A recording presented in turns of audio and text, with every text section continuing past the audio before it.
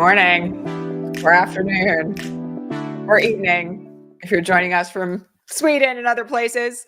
Hello, everyone, and welcome. It's Resistance Live for Friday, January 5th, 2024. It's another Friday in Trump land. I have some thoughts about what we might see today, and I will share those with you in a minute. But thank you all for being here very much. It's a crazy first week of an election year. I'm coming to you, as always, from occupied Tongva territory here in Southern California. Today, I am wearing a white turtleneck sweater with my brown cardigan over top.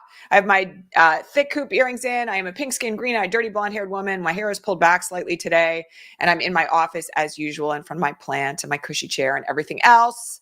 And my pronouns are she, her. I'm really excited to see you guys here today. Thank you for being here. I want to share some good news to start, because we're always all about the good news here, because we take it where we can get it. The ballot initiative that we have mentioned several times here in Florida to get abortion on the Florida ballot has met the signature requirement. I'm really excited about this. Now, there's a couple more procedural hurdles that have to be jumped through, but it looks like abortion is going to be on the ballot in Florida come November. I got to say, you know, we've talked a lot on the broadcast over the last couple of weeks about the fact that there are very few red states left in America. What we have are voter suppressed states and not voter suppressed states. And this is but one example of that, because I have friends in Florida who've been working on this ballot initiative, who have been putting in so much legwork and through sore feet and standing on corners and canvassing people's houses and asking for folks to just sign on for this being on the ballot. And they've done it. It's really amazing. And I have to say that if it can be done in Florida, it can be done anywhere. So I want folks to take hope where they can. And I'm really excited about this. I think we need some good news right now. And I think we're going to see more movement like this as we head toward November. So very, very good news this morning out of Florida. Please celebrate it. Thank your colleagues. We got friends here from Florida who are on here all the time. Yeah, I think it's looking pretty darn good. I'm excited. I'm like really excited about this. Okay. We have also some very exciting election related news this morning. I am like super stoked about these two announcements that I'm going to share with you right now. First and foremost, Harry Dunn, who many of you will remember was one of the Capitol police officers who was abused and mistreated and beaten on January 6th, has announced today that he is running for Congress from Maryland. Oh my God, I'm so excited. And I didn't see this one coming. And I have to say, the initial campaign ad, just like full body chills. Like I almost burst into tears when it came out. I'm really, really excited about this run. Now, there have been some people on Threads who are like, he doesn't live in the district. I just have to say that the district he's running from is a district that he would represent very well. And you do not have to live in the district that you represent in order to run for office from there. Okay. The Constitution merely requires you to live in the state. I think he is making a run at a seat that he thinks he can get. And I'm really excited about it. Of all the people, you know, that we've learned about since January 6th, he is one of the handful of folks who have really stepped forward in just remarkable ways and been very, very vulnerable about their own experiences as a result of what they experienced on that day. You know, he has PTSD. He's been in therapy. He's talked about this. He's an incredibly generous and big-hearted guy. I think that Maryland would be very well served by this. And having someone who was on the receiving end of the insurrection serving in Congress, I mean, I can't imagine the difference that would make from the standpoint of advocacy for the reforms to democracy that we desperately need right now to prevent fascism from taking a hold in America. I'm just so thrilled about this campaign. Okay. Also on the front of insurrectionists, and we knew this guy was running, okay? I don't want to mislead anybody that this wasn't kind of known, but his initial campaign ad also is out today. Lucas Kuntz is running against Josh Hawley for Senate from Missouri. Again, oh my goodness, this initial campaign ad will blow your mind. I mean, one of the things that it's done very effectively is it has positioned Hawley as one of the chief endorsers of the insurrection, and who could forget, inside the Senate on January 6th. And it's then paralleled with footage of him running away as the insurrection invaded the Senate building. I have to say, again, this is a really compelling ad. Lucas Kunce is a former Marine. He talks about the oath of office in this campaign ad. He talks about the importance of upholding the oath. He talks about the way in which Josh Hawley has let down veterans, voted against burn pit legislation, has jeopardized unemployment and jeopardized overtime pay for people who live in Missouri. It's, again, just an extraordinarily compelling campaign ad from someone who is very well positioned to take that seat in Missouri. So I want you to go check that out as well.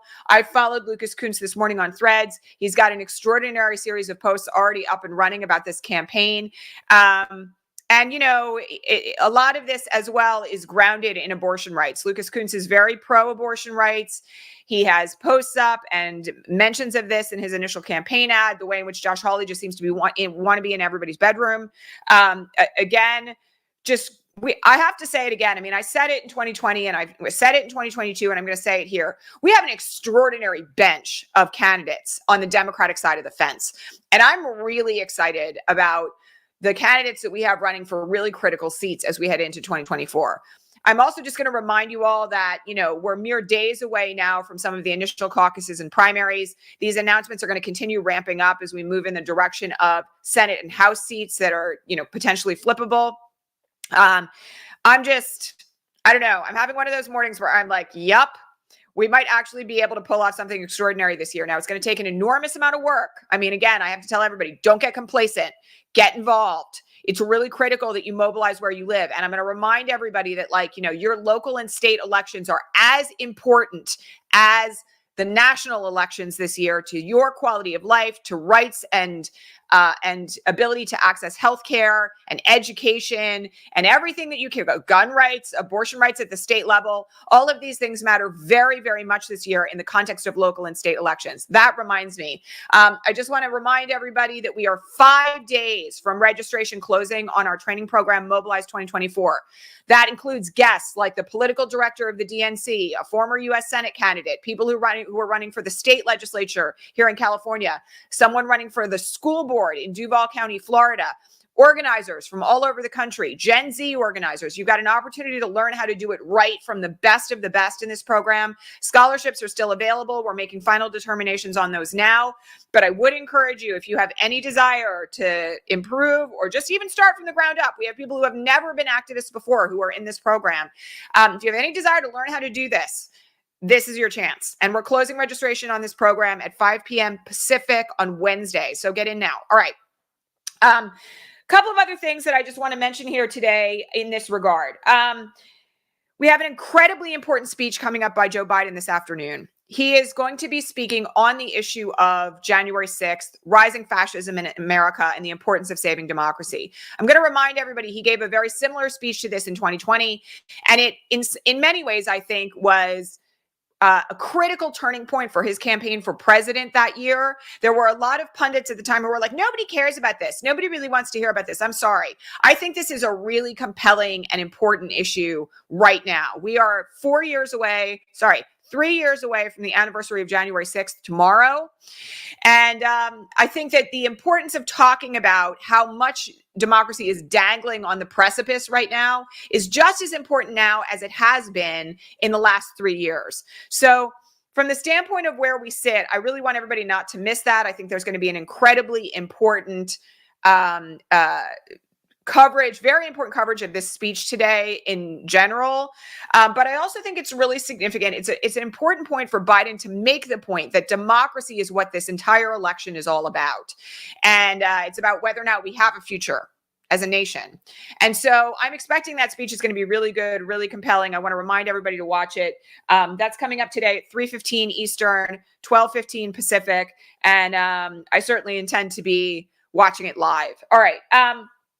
A couple of other big important developments this morning. House Democrats have sent a letter to Clarence Thomas at the Supreme Court asking him to recuse himself from consideration of absolute immunity with regard to the January 6th case on the basis of the fact that both he and his wife were actively engaged in supporting Trump in his attempts to overthrow the 2020 election. Now, lots of people, there are people out there today that are like, oh, it's just a letter. Oh, the language isn't very strong. Well, there's not very much else that they can do at this point. All right. I think the fact that they have written a public letter calling for him to recuse himself from this case is something that, by the way, is historic and also unprecedented and also very, very, very necessary. We want the public record to show that every effort was made to get him not to rule on this case. And I don't know what Thomas is going to do. I'm going to tell you, I don't think there's a snowball's chance in hell, honestly, that he's going to recuse himself from anything related to any of this, which is, yet another sign of his inherent corruption.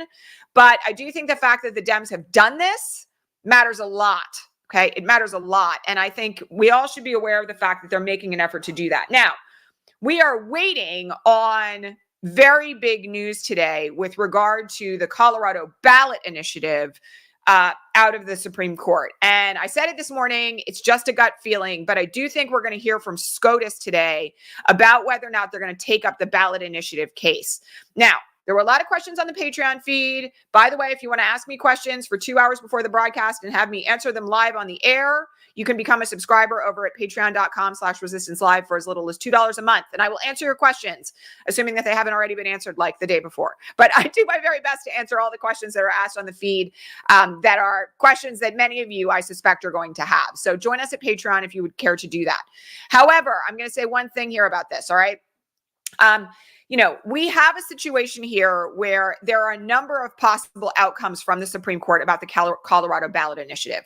They could decide to take up the case and set a briefing schedule very quickly and set oral argument very quickly and rule on this within the next 2 weeks. Entirely possible. Okay. They could also decide not to take the case and just affirm the Colorado ruling, in which case Trump will be off the ballot in Colorado. And that will then be persuasive authority that can be applied in other states, in the many, many states now where there are pending efforts to get Trump off the ballot. We talked yesterday about the fact that there are new initiatives, new lawsuits being filed every day right now to try to keep Trump off ballots in certain states. There's also now efforts to keep other folks, namely insurrectionists in Congress, off the ballot for re-election. There was a situation that we discussed yesterday where a case has been initiated in Pennsylvania against Representative Scott Perry to try to keep him off the ballot in Pennsylvania for his re-election campaign this year. So again, I want to remind everyone that what the Supreme Court decides to do here is kind of anybody's guess. I will say that if I'm reading the tea leaves, I am in the same boat as Neil Katyal, which is that I think they're not going to take this case. I think that it's probably so obvious at this point that they may not need to. Now, on the other hand, I think there's an argument to be made that they might, because other states have ruled in the opposite direction. And the issue of whether or not the 14th Amendment applies to presidents, notwithstanding the fact that there is an inordinate amount of legislative history from the time the 14th Amendment, the third clause of it, was passed, that says that it does in fact apply to presidents, the Supreme Court may decide that because this is an issue that only they can rule upon, they are going to take the case. I think Trump will lose. I'm just going to say that. I think Trump will lose. I don't think there's really any debate for the strict constructionists on the Supreme Court that the Constitution of the United States says that if you previously held office and took an oath and you violated that oath by engaging in insurrection, you are not qualified to run for office again. It's really that straightforward. All right. But we'll have to see what happens there. And, I also just have to say, I'm sorry, I'm going to shoot down the naysayers right now. Okay.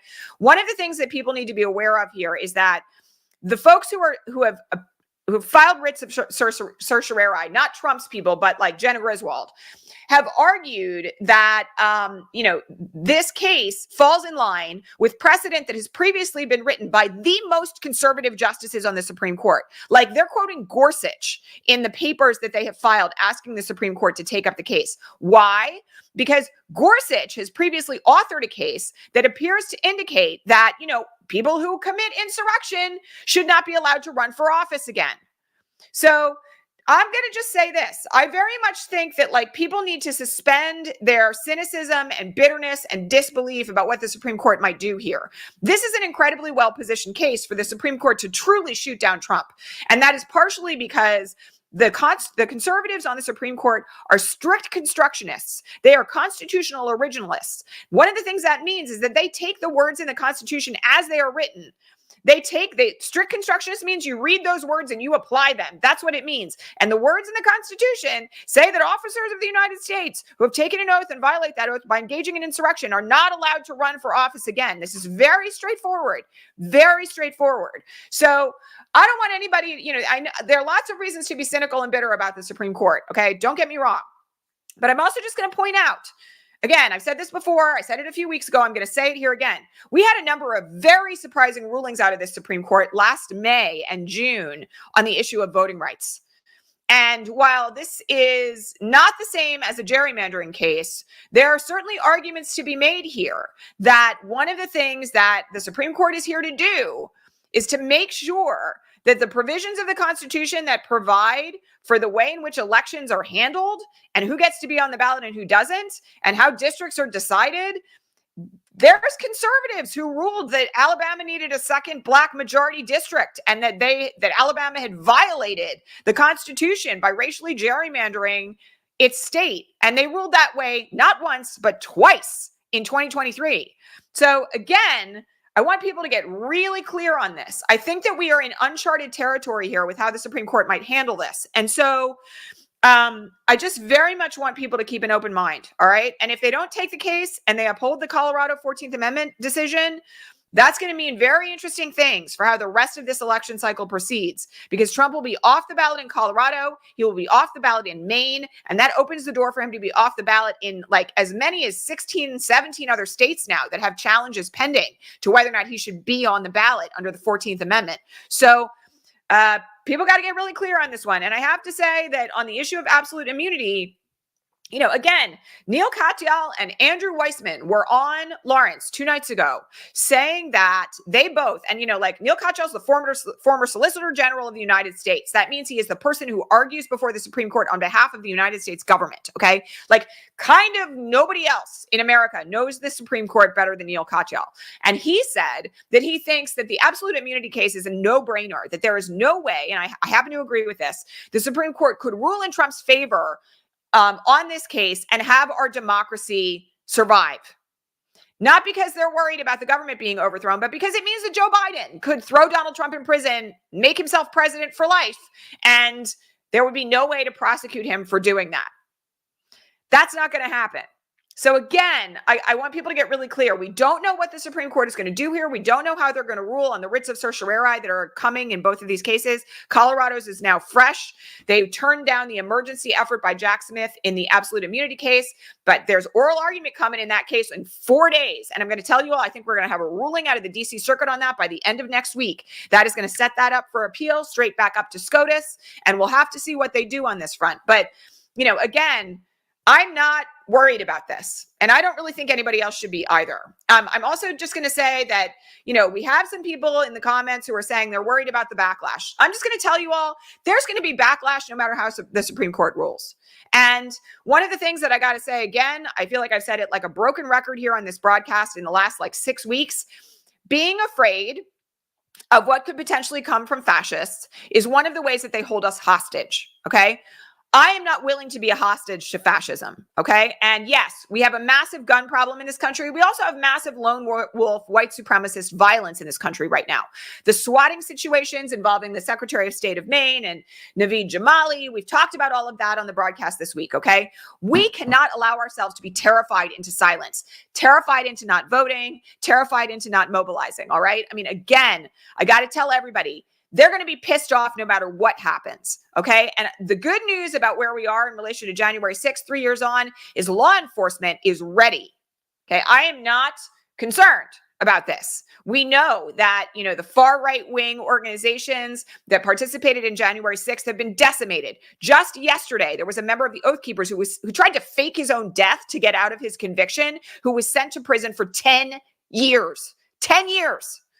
So one of the things that's good about the way in which these January 6th convictions have taken place is that they've been a huge deterrent to mass violent mobilization on behalf of Donald Trump. More than 1,000 people have been arrested and tried so far. Okay, this is not small. And if the average everyday Joe can go to prison for like a decade, not that this guy was average, because he really was like in the top upper tiers of this white supremacist mobilization. But, if Americans who were present are going to prison for like 18 months, 48 months, 7 years, a decade, if you're Enrico Tarrio, it's 18 years. All right. Like, those folks are sending a message as a result of their conviction that if you get involved in this, it could be you. All right. And all that is really critical to where we find ourselves right now. All right. And I got to say, again, I warned everybody yesterday, you got to get comfortable with being uncomfortable this election cycle. It's going to be very uncomfortable. There are going to be moments that make you want to crawl out of your skin. We've already had a couple of them. Okay. That the ability to be comfortable in the discomfort of change is one of the most important skill sets that you need to have, that we all need to have as we mobilize for 2024. All right. So critically important. All right. I was asked a question today about other candidates and running for president from the Republicans and who do I think is the biggest threat and all this other sort of stuff. Okay. I'm just going to say this. All right. I'm not going to game out who we should be afraid of. Because I don't think it serves the purpose of where we are. And you all know, if you've been here for a while, like let alone if you've been here with me for almost the last 7 years, our official 7th year anniversary of live video broadcasting is January 27th. If you've been here with me for any chunk of that time, you know that one of the things that I don't like to do here is doom play. I don't like to be like, here's the worst case scenario of what could happen. Because again, I don't think that serves any purposes. All right. We are where we are in terms of the presidential primary.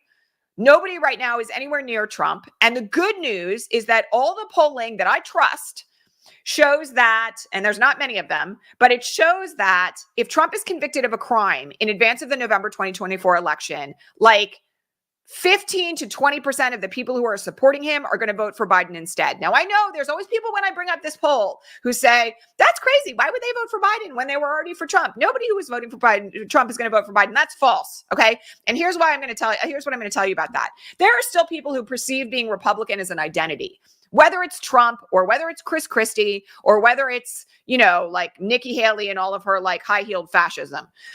There are people who will just vote Republican because that's what they've always done and what their dad did and what their granddad did. All right. I have to tell you, though, the idea that the presidential primary contender is going to be in prison for the rest of his natural life is going to move some people from Trump to Biden because it's an issue of national security.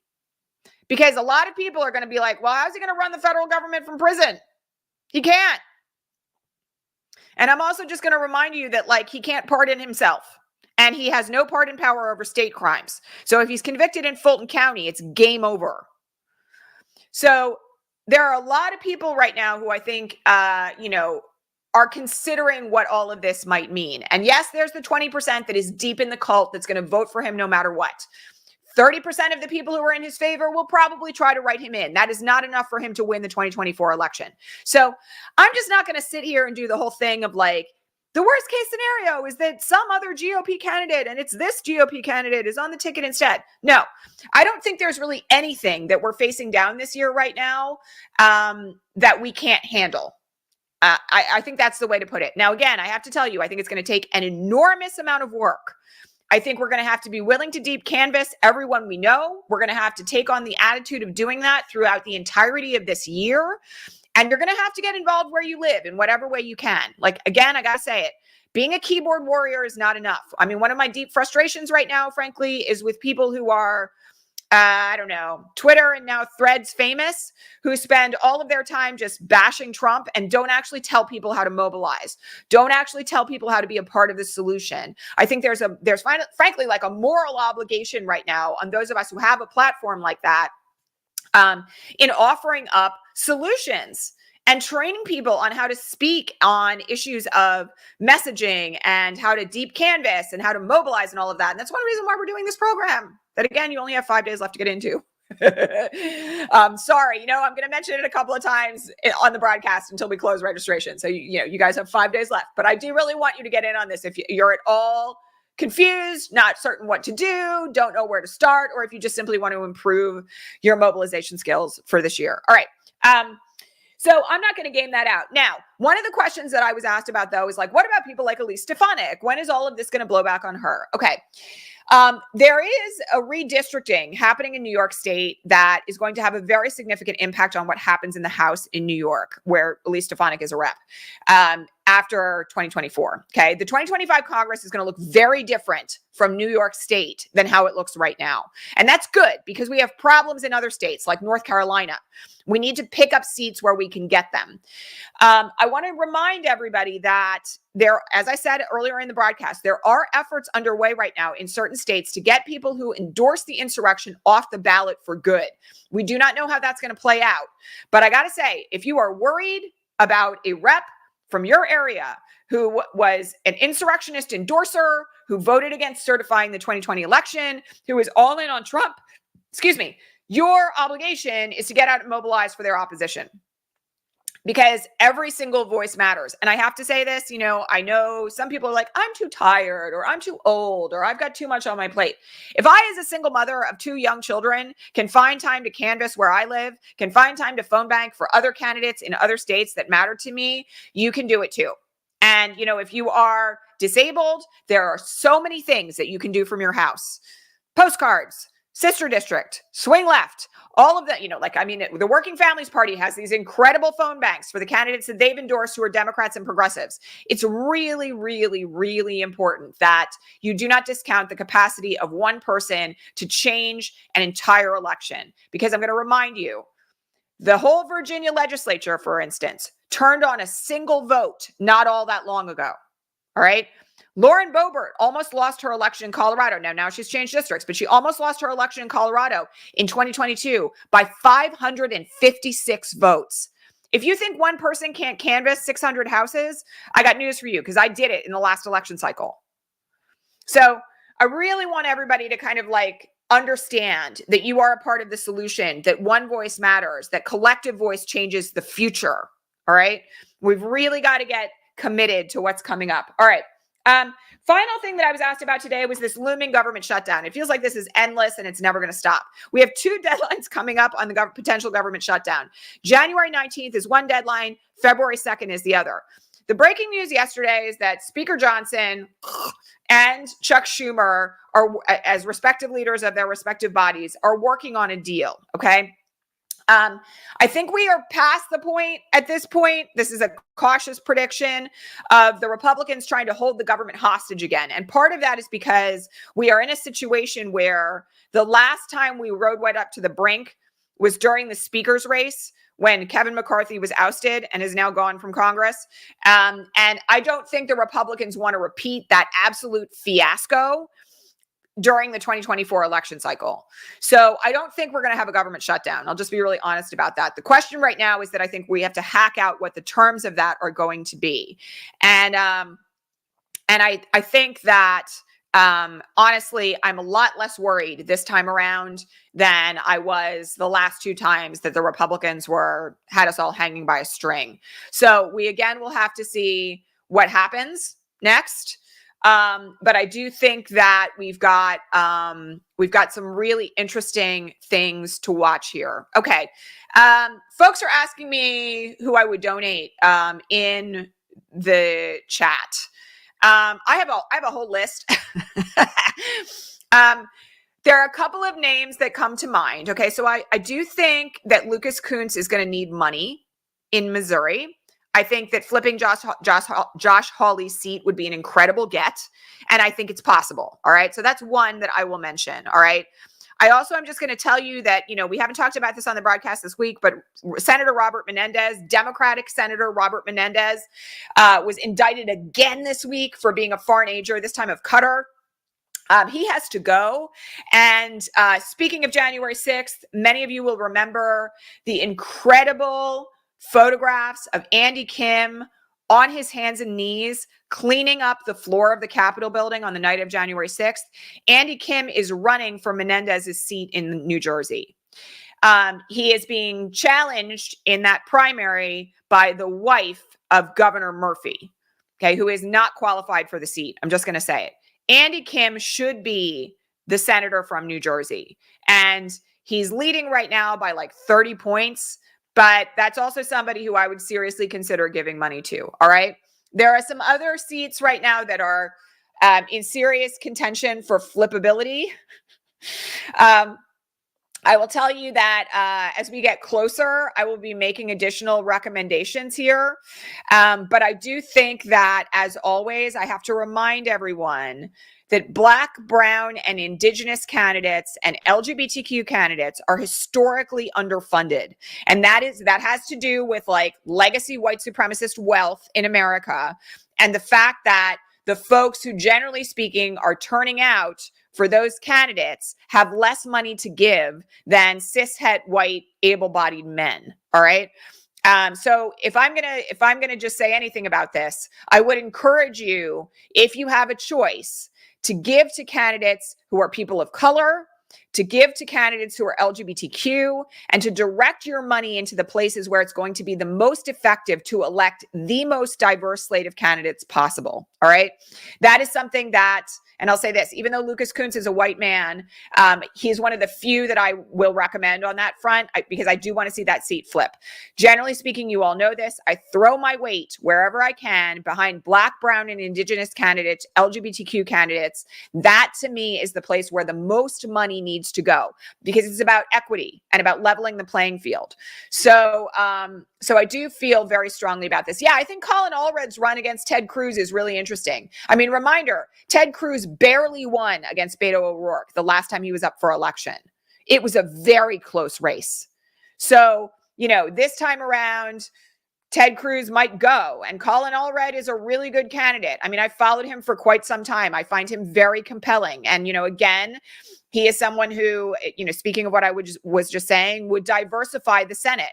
So again, I want to encourage that. I also just want to say that Ruben Gallego, who is going to end up running against Carrie Lake in Arizona, is another candidate of color who I would strongly encourage you to put some money behind. That race is going to be really tough. And he's been a great representative. He would make an incredible senator. I do feel very much like that's an election that we need to watch. We've got a bunch of like really serious potential flips here in 2024. So stay tuned. I'm going to say a lot more about that. Yes, I love Lauren Underwood, by the way. I have endorsed Lauren Underwood since long before her first run for office. She's an incredibly compelling representative, longtime candidate, has done incredible work on healthcare. She's somebody who I always tell people to donate to. So I'm not going to change that in any way, shape, or form. And the other thing I'm just going to remind you of here, though, by the way, while we're on this, is this. In all the same ways that for the last 2-3 years now, I've been calling out the need to pay attention to your local elections, I want to remind people that one of the things that makes a really big difference in local elections is money. Because if your local school board candidate who is running against somebody from Moms for Liberty has the money to do an ad buy where you live, that can make or break whether or not they get elected to your school board. A single ad buy, which, by the way, can, in some areas you can get for $300, $400, $500, $1,000, can make all the difference in whether or not your school board starts banning LGBTQ and Black history books, or whether you have a school board candidate who believes in quality, truthful education. All right. So the local races really need money because, by the way, a lot of these local candidates are completely neglected by the Democratic Party machine. So spread it around. Sherrod Brown is also in a really tough race in Ohio. His seat is a toss-up this year based on the latest polling. So again, I want to remind you guys, one of the things that I'm giving you a preview. If you get into Mobilize 2024 and you get into this course, by the way, I'm just going to do this for the third time. Here's the address. One of the things that you're going to be doing as a part of that course is you're going to be working on all the races that are relevant to you. All right. I'm not going to tell you how we're going to teach you how to do that because it's very in-depth. And we're going to be doing it over the course of 8 weeks. But there's going to be an opportunity there to really learn how to dive deep into your local races. And one of the things that I would just suggest to everybody here, whether you get into the course or not, is you should be finding out now who's running for every single race where you live. Start looking at your Democratic Party slate. Start looking at who's running for your local school board. You need to start mapping this stuff out from the ground up. All right. So, that's my best advice right now for everybody who's asking a question about this. Do your own research about the candidates that are running from where you live. Now's the time. All right. For a lot of these local races, they're just getting started. All right. Yes. Helene, there are going to be introductions. You all have a course space inside the atelier for those of you who are already in Mobilize. I think you know that already. So you have your own room where you're all going to get to know each other. All right. I will catch all of you here next week. I am still debating whether or not I'm going to broadcast on Monday because my parents are literally landing here, and my dad and my stepmom are landing in Southern California here like in 10 minutes. And they're going to be here through Tuesday. All right. I will let you all know on the Patreon feed whether or not there's going to be a broadcast on Monday. There will be a progressive coffee hour for our Patreon subscribers this Sunday at regular time, 8:30 Pacific, 11:30 Eastern. All right. So I will see you all here very, very soon. And certainly if there is breaking news about the Supreme Court, and I am able to do it, I will go live with a breaking news broadcast depending on what we see there. All right. So much love to all of you. Let's get to work. This has been an incredibly busy first week of the election cycle. I'm excited. Like, I'll just be really honest. I'm excited and I'm optimistic, and I hope you are too. Again, the key features here, we have to critically ignore the things that are designed to distract us. We have to make sure that we are combating disinformation, not engaging with trolls and bots because we're going to amplify them. And we've also got to start getting really committed to whatever it is that we're going to do that we can do as we move forward in 2024. All right. Much love, everybody. You're awesome. Please don't forget to like this broadcast and subscribe to this channel. If I've given you anything helpful today, that helps to get this information out into the ecosphere where it needs to be. And I will catch you all here very, very soon. All right. Thank you all so much. Bye. Have a great Friday and get some rest this weekend.